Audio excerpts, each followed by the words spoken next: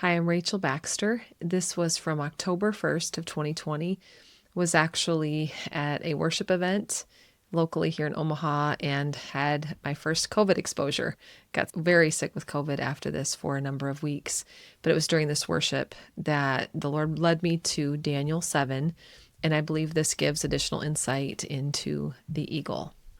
So we see in Daniel 7 the imagery of four winds of heaven churning up the great sea, I believe a picture of the nations, four beasts coming out, the lion with wings of an eagle, the bear, the leopard, and then the fourth beast. The Ancient of Days taking his seat, the Son of Man coming on a cloud, who is Jesus giving all authority over all the nations. And we read, "But the holy people of the Most High will receive the kingdom and will possess it forever." So let's go back and read a part of Daniel 7. In the first year of Belshazzar, king of Babylon, Daniel had a dream, and visions passed through his mind as he was lying in his bed. He wrote down the substance of his dream. "In my vision at night I looked, and there before me were the four winds of heaven churning up the great sea, four great beasts, each different from the others, coming up out of the sea. The first was like a lion. It had the wings of an eagle.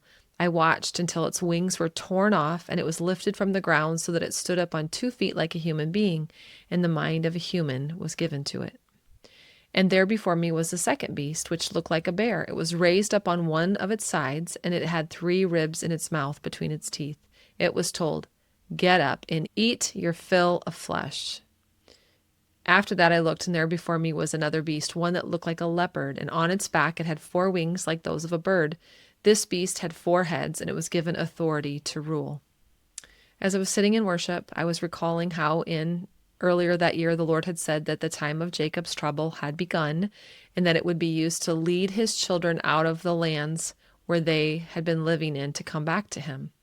Then I heard the Lord say, "Rachel, an attack is coming. It will come from Russia and China, the bear and the leopard, but this is not the end. Obama is the one who plucked the wings of the eagle. This kingdom will fall. Your country will fall. This is the beginning of the end." I want to just state that I believe that this is one interpretation of Daniel 7. In this context, you're going to find that later the Lord would talk to me about referencing again Russia, China, and Iran. So we'll see this in a future message. Thanks.